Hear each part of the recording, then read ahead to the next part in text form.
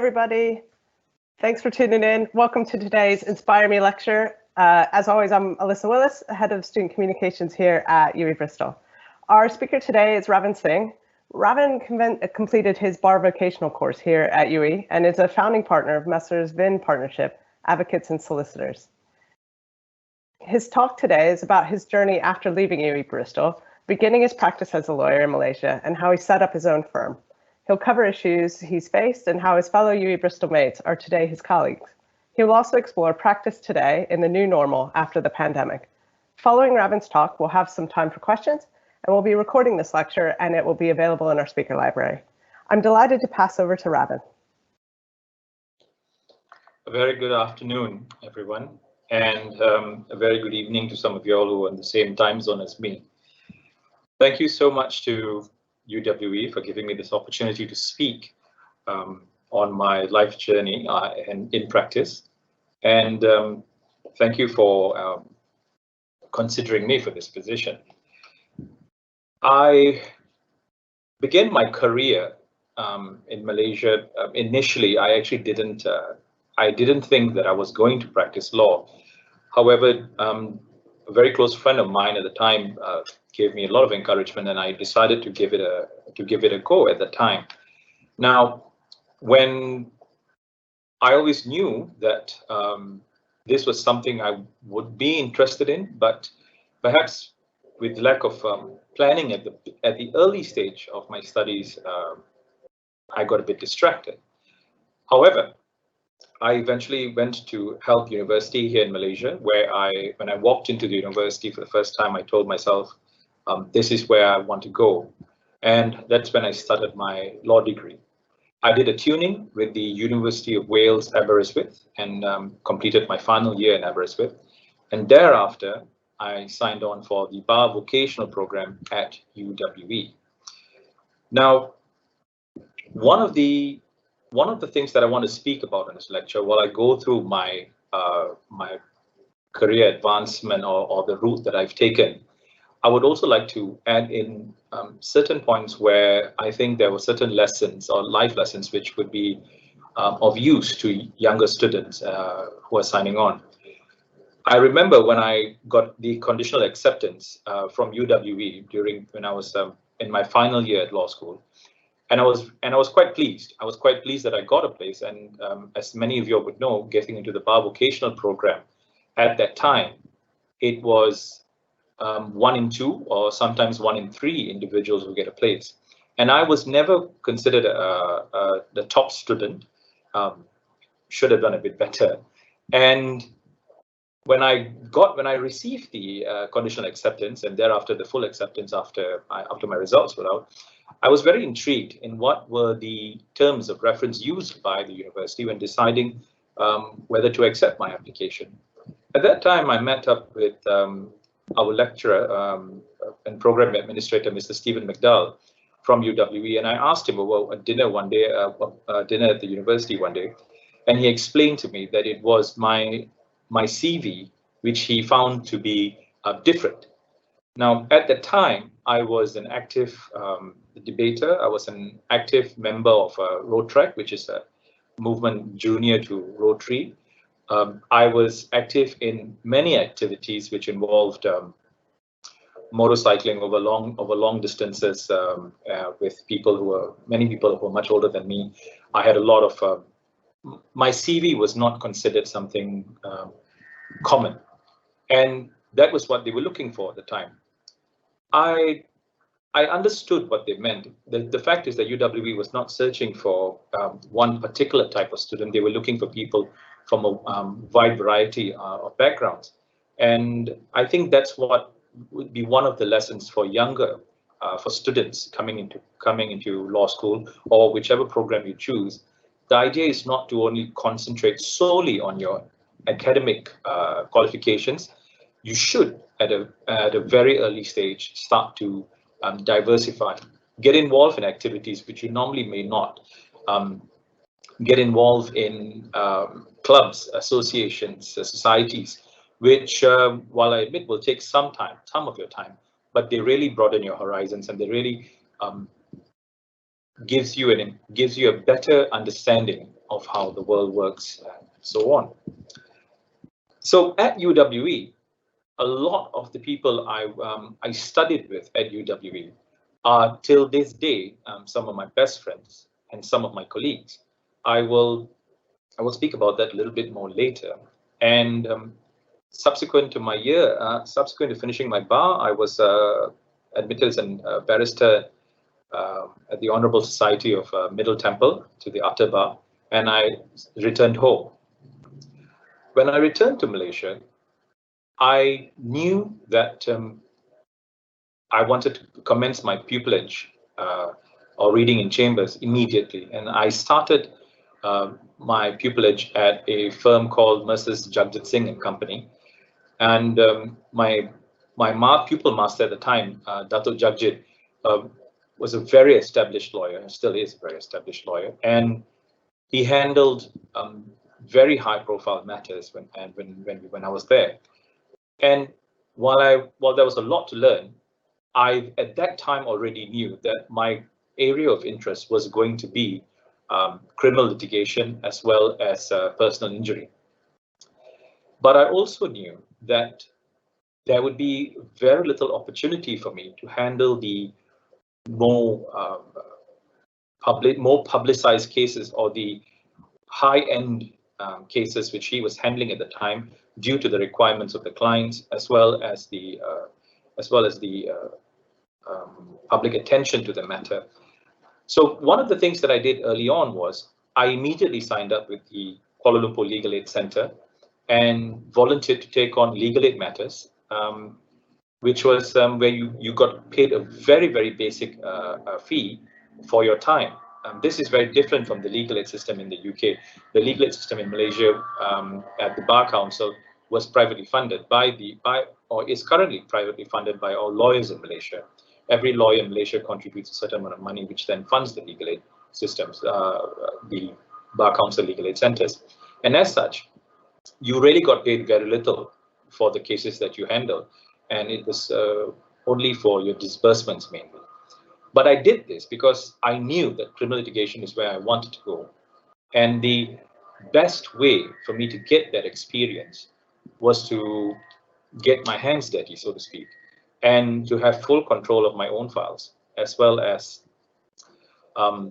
handling right from A to Z on the matters.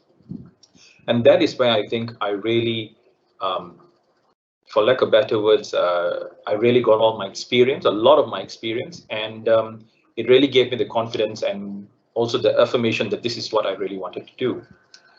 Subsequent to be when I was in Messrs. Jagjit Singh, I was there for roughly 3 years. And one thing I will tell all students or young budding lawyers is that in adversity comes opportunity. And somewhere in early 2010, I met with a motorcycle accident, one of my activities, and I had an injury which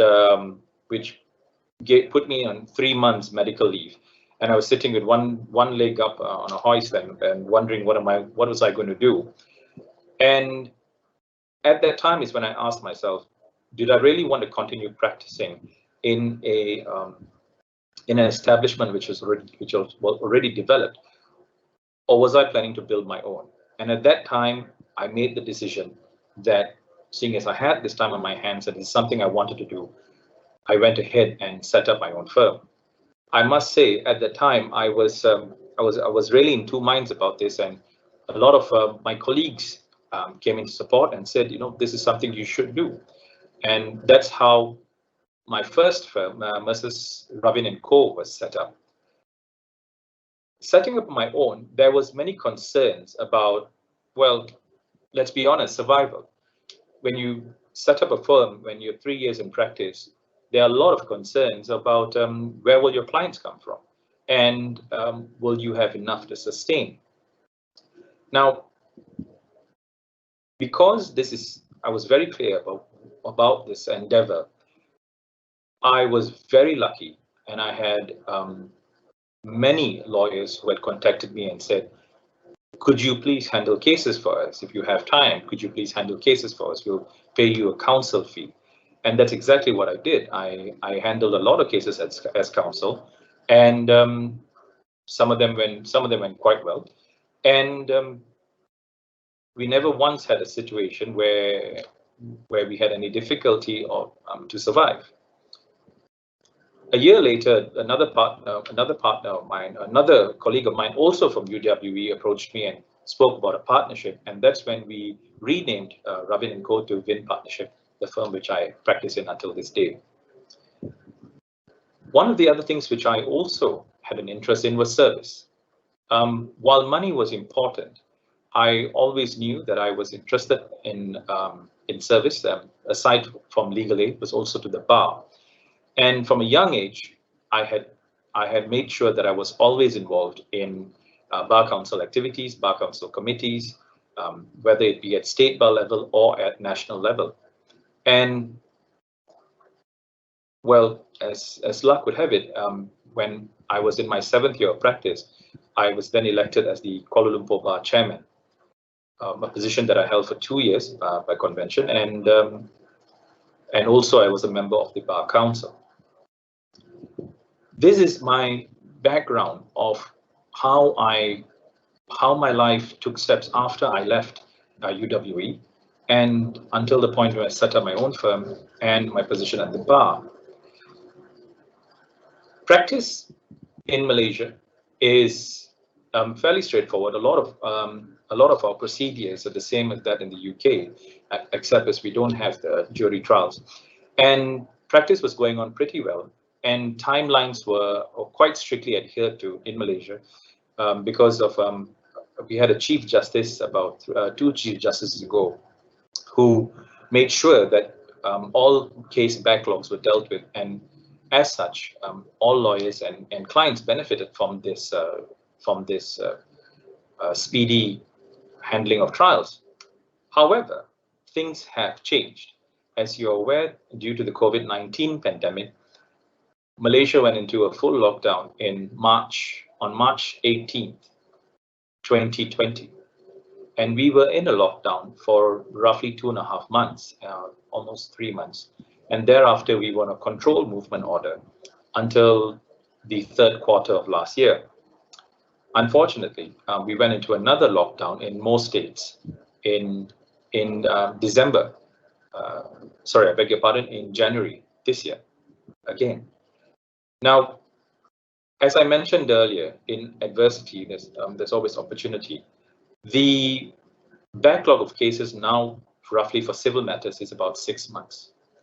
And lawyers, being mostly traditionalists, many lawyers in Malaysia are sticklers for tradition. And as such, switching to an online hearing is something that was not an easy transition, but we have done it. And I would have to say, while there is a lot of getting used to conducting leave applications at the Court of Appeal or trial or hearings at the Court of Appeal online, while there is a lot of getting used to or adapting to handling case management and mentions via email or having mediations via Zoom, there was a lot of adapting to be done. But despite this difficulty, the silver lining, if I may, of the situation is many lawyers don't spend any more time traveling to court. We are able to handle matters across the whole of Malaysia, with the exception of Sabah and Sarawak, East Malaysia. We have no difficulty in handling matters outside of our local jurisdiction. Cases are handled in quite an expedient manner, and the same has proven to be quite useful. Lawyers have, what I find now, subsequent to the pandemic, lawyers have made the best of the situation with the assistance of the judiciary. Definitely, I think the current Chief Justice has done an excellent job at making sure that as matters start to proceed and that we avoid having too much of a backlog. So with this pandemic, we have actually moved into a new generation of having cases online, no traveling, as well as having almost no borders as far as cases are concerned. The other benefit, as I must add to my journey, is that I've always had a passion for lecturing. I've always had a passion for teaching. While I was an active member of the Legal Aid Center and Bar Council, we conducted a lot of trainings throughout Malaysia to train young lawyers, even lawyers who were in 10 years in practice or more, on how to handle criminal matters. And this was done so that we could establish the National Legal Aid Foundation in Malaysia, which was very successful. And with that same passion of teaching, due to the pandemic, or subsequent to the pandemic, we were given an opportunity to start teaching the CLP paper here in Malaysia, which is our version of the bar exams, and which came as a result of the adversity that we are facing. So I would definitely always say to young lawyers or young professionals, or even students for that matter, in adversity, you have to look for the opportunities, because there are many. Now,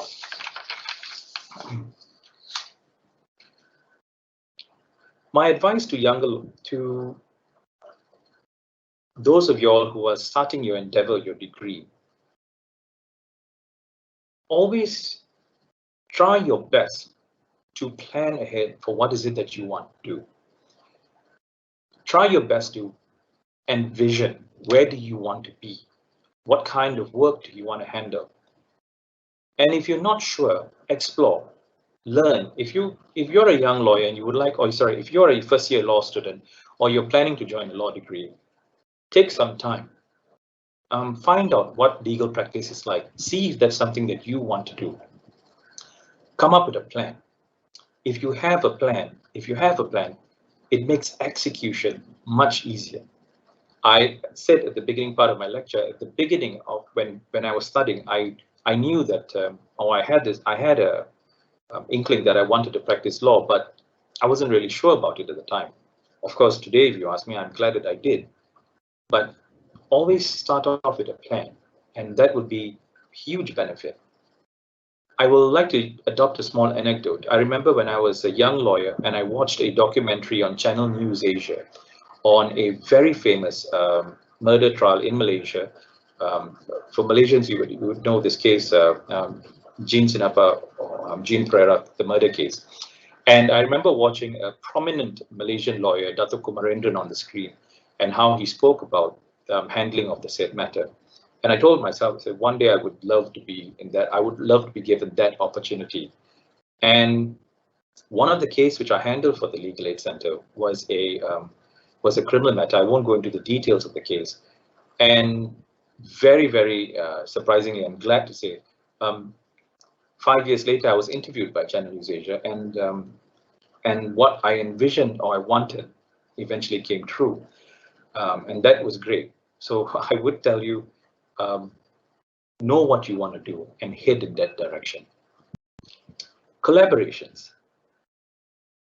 Everyone who I have studied with during the bar exams today are still in contact with me, and the benefits of that, I mean, aside from the fact we are all good friends and we have still maintained our relationships, I am most impressed by the fact that every one of them has done well.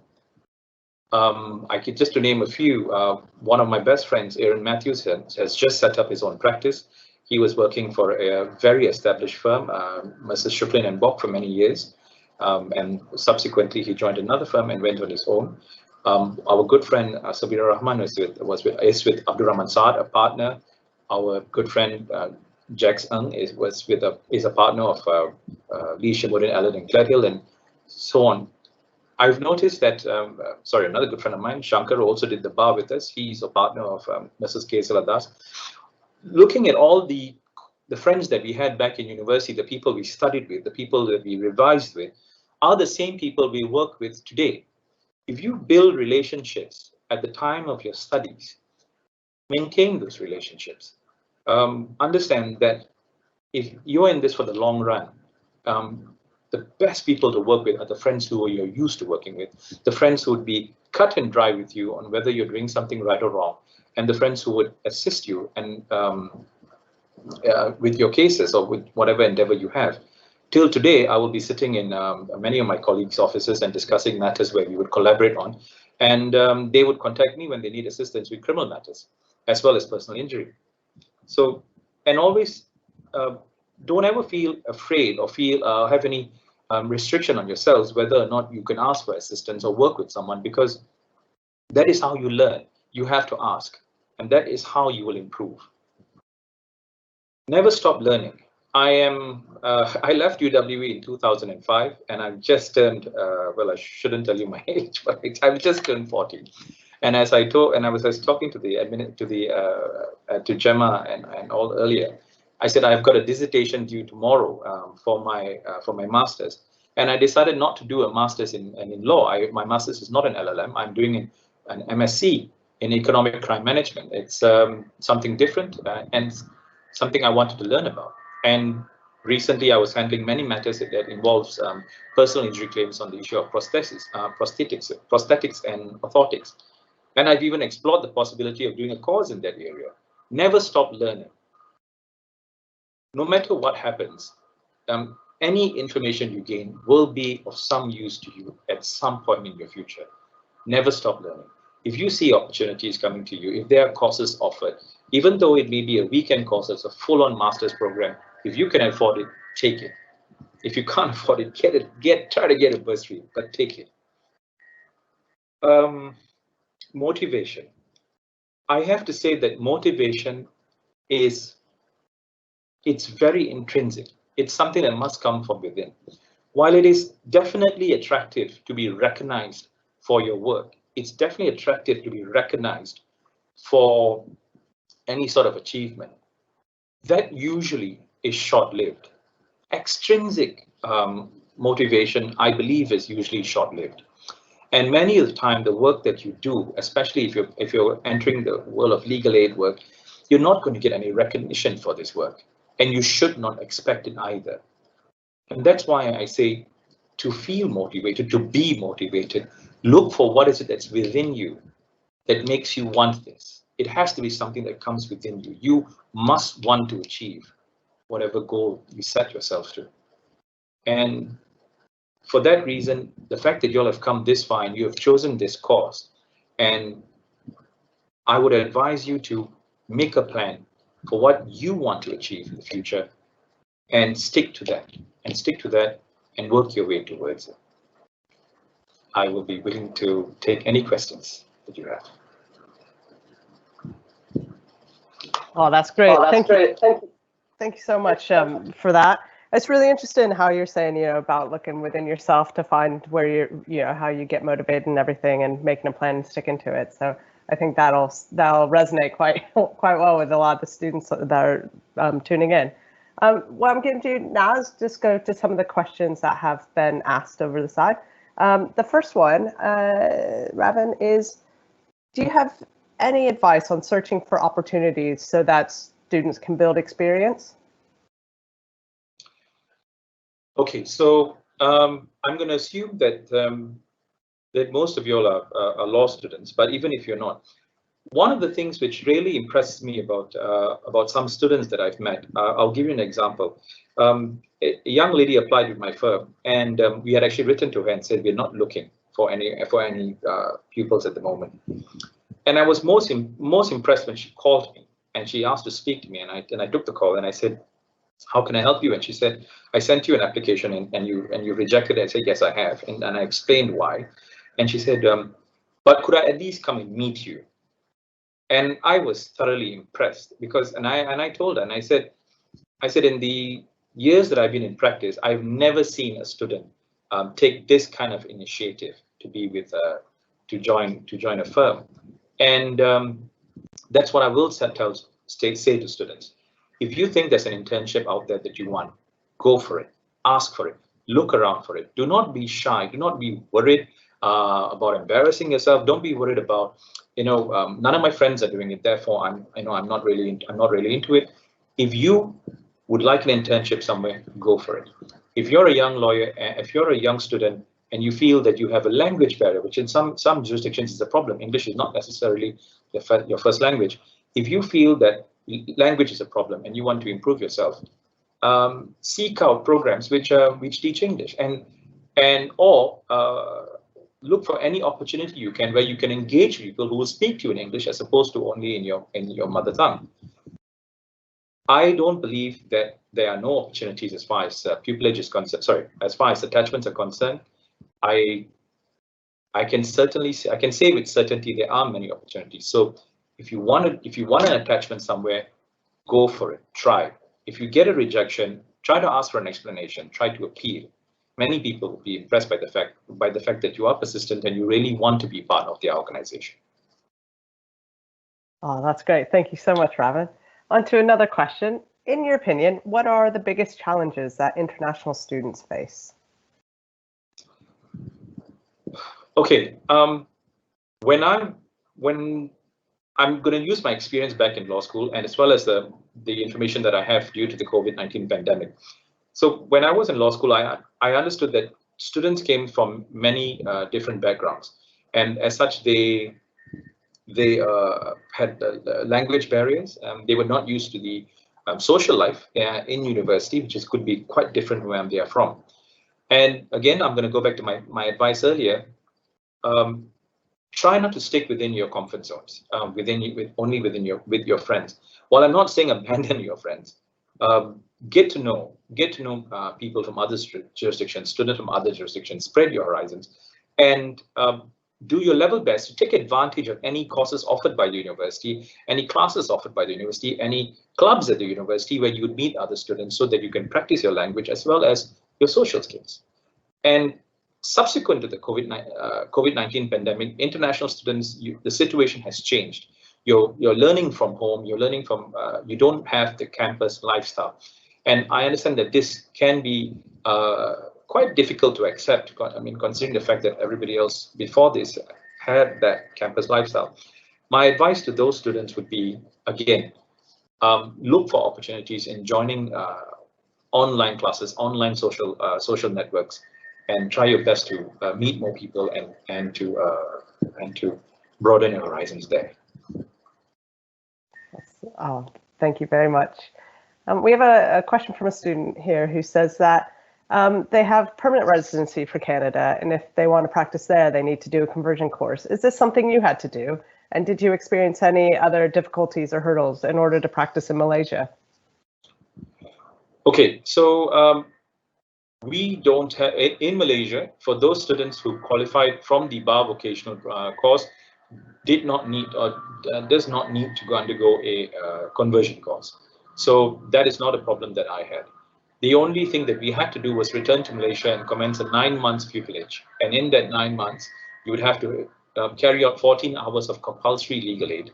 And that was it. So I did not experience that that hurdle to practice in Malaysia. Of course, being a Malaysian, the added benefit of when we studied in the UK and returned home is the fact that a lot of our laws are derived from the same or roughly the same laws which are in the UK. For example, the penal code in the UK and India and Malaysia has stark similarities. Probably 80% of 90% of it's the same, and the same for civil litigation. We still look at English decisions as persuasive arguments. So that transition is not very difficult for a student returning from the UK to Malaysia. That's great, thank you. Speaking of you having a dissertation due tomorrow, how do you manage working and studying on top of that? I was one of those people who said that, oh, there's never enough time, there's not enough time. And I was very surprised. I was actually watching I forget his name now, I was watching a former SEAL team soldier, and he was giving a motivational talk, and he said something that really resonated with me. It's like, do you know how much time you actually have? If you actually look at how much time we don't use properly, you'd be surprised. And I've seen this. You know, if I switched off my mobile phone for a day, I would have a lot of free time on my hands. And mind you, I have 2 kids. I've got 2 kids, and I've got an extremely understanding wife. I think it's all about whether you want something bad enough or not, and whether you're willing to make the sacrifice. If you want to further your studies, if you want to take on a course which is going to take an entire week, you can make the time for it. You can you can prepare yourself in the office. I'm going to work twice as hard for 2 weeks so that the week that I'm going to be off, I would have less work, or I'd find a way to complete my work before I leave, and I will make time for me to complete it after I return. You can speak to the people who you work with and seek assistance from them and promise to return the favor. As far as your family is concerned, 90% of families will definitely support you for an endeavor like this. So my answer to that question is, how do you make time? There is always time. The only question is, are you willing to make the sacrifice? I can definitely relate to how much time I would have if I didn't have a phone in my hand all the time. When you were a student at Aberystwyth and at UWE Bristol, what sort of activities did you get involved in? Okay, so when I was in Aberystwyth, we had a group of we had a Malaysian students club, and aside from, but I can't really compare Aberystwyth and UWE because I went to Aberystwyth to my final year law, so it was I didn't have that much free time on my hands to get involved in many associations, but I kept in touch with the Road Track Club in Malaysia, who and also I got in contact with the Rotarians in Aberystwyth, and some of the Rotarians in Aberystwyth, and that was, and also some of the activities at the student union. In UWE, when I was studying there, the first thing I did was I got myself a part-time job when I was there, because that was something that aside from the fact I wanted to do it, I needed to do it. And I was also working in Aberystwyth. And I got involved in the Malaysia Club. I got involved with the student union. And those were the main activities that I got involved in. And I also made it a point to make sure that I hung around with as many people as I could. I got to know a lot of friends who I'm still in contact with till today who are not from Malaysia. That is what I spent my time on when I was studying there. Also, you have to understand the bar vocational course is a fairly demanding course. So with working, with being a member of one club and with university, that was already a lot of time spent. Oh, thank you. Yeah, I can imagine the BBC is definitely full on. So earlier in your talk, you did sort of mention that you didn't think that you'd be a lawyer. What made you want to go study law, and was it a person maybe that inspired your career choice? Well, one of the people was my dad. My dad really wanted me to do law, and while I did have inclinations, my mom used to always say that her friends used to say, your son is definitely going to become a lawyer, and but my mom always had this thing, it's really up to you. My dad wanted me to be a lawyer, and my dad, when I said at the onset, when I first started law school, I did not like the school that I was in. Maybe it wasn't a good fit for me, and I decided and I discontinued. However, subsequent to that, my dad had a long discussion with me and said, you have to do something. You have to make a plan. You have to know what you want to do. And he pushed me in the direction of law. And I personally thought to myself, I personally knew that if I went down this route, the legal route, I was going to enjoy it. This was something which I think I could do, and that's how I know it's not the most ideal way to enter the profession. It's not the most ideal way to say that I woke up one morning and I said that's what I want to do. I had an inclination, but I would say that it was my dad. My dad pushed me in that direction. Yeah, you say maybe it's not ideal, but a lot of us fall into careers for lots of different reasons, don't we? Definitely. We only have a couple more questions, but one of them, thinking back to studying at UWE Bristol, what was the best thing about studying here? Aside from the drink the bar dry events they used to have. Yeah. No. Campus life. I would definitely say being in UWE Bristol, one of the things which I would have to say Bristol also played a role here. When I was studying there, I didn't need I didn't need to stay in campus to experience campus life. I rented a property outside. Transportation was never a problem. I always managed to find my way to university. The fact that the library was open 24 hours was a great benefit. You could always catch up on work. The lecturers who taught us during the BBC were actually practitioners, and we even had a retired judge. I guess the approachability, the way we could approach our lectures and have a discussion, open discussion, and how open they were about the cases which they have handled, and the application when we study law. So when you read law, and it's theoretical, but the application has to be is completely different. So one major benefit was also the lecturers who were practitioners and who was a retired judge, and they gave us a lot of practical knowledge about legal practice and applying the theories which we had learned. That, I would say, are the few benefits, definitely the key benefits of studying at UWE. I think Bristol's a great city as well, isn't it? And having motivated lecturers makes a huge difference. Speaking of motivation, how do you keep yourself motivated to continually do yourself proud?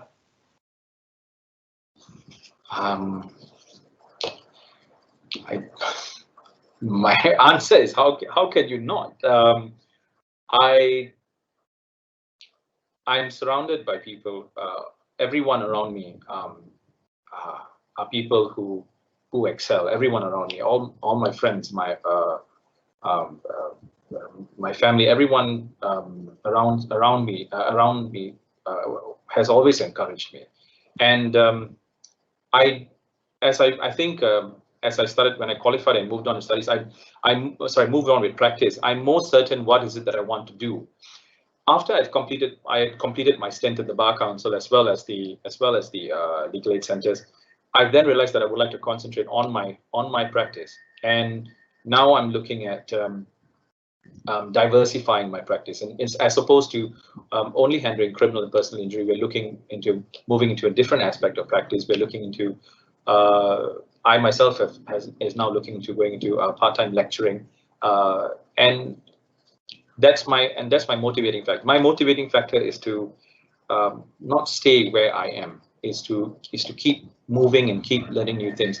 And it's brilliant. It's brilliant, especially, I mean, I don't think there's any age where you can be at where you will not be motivated to learn. If you pick up a book on something which is even remotely connected to what work that you do, or something that you would plan to do in the future, at the end of that book, your horizon is so much more open. I mean, your mind is open to all this new information, and that is something that's definitely going to motivate you in that direction. So that's what I'm looking at today. I think that I want to keep on moving and learning more than what I know now. So that's my motivating factor. As every day you learn something new. It's a day worth living. And finally, Ravin, the last question is, looking back, what advice would you give to yourself as a student?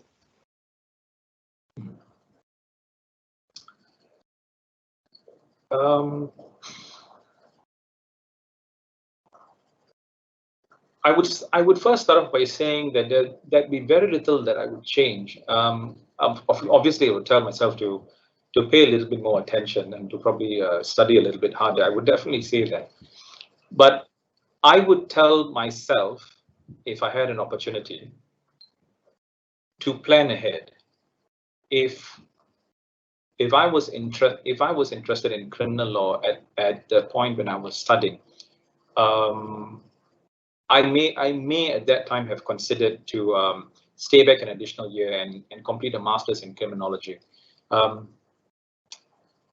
I also would advise myself, I would also speak to myself and say, whatever you learn, think about how you are going to apply it in the future. For example, if you were drafting an opinion for a client in your classes, if you were drafting an opinion for a class, you would have to understand where does this opinion go? What does this opinion do?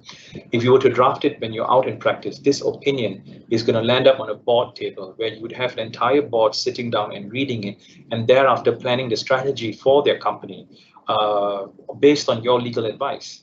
An opinion is not something you submit and get marks for and move on to the next class. I would tell myself, everything you learn, understand how it applies in the future. And I think that would be something that would have made a difference. Oh, thank you. Thank you so much, Ravin. And that is the end of today's lecture. And I want to thank Ravin Singh for speaking to all of us on behalf of the university. And we hope everybody has a really great day. Thank you. Thank you.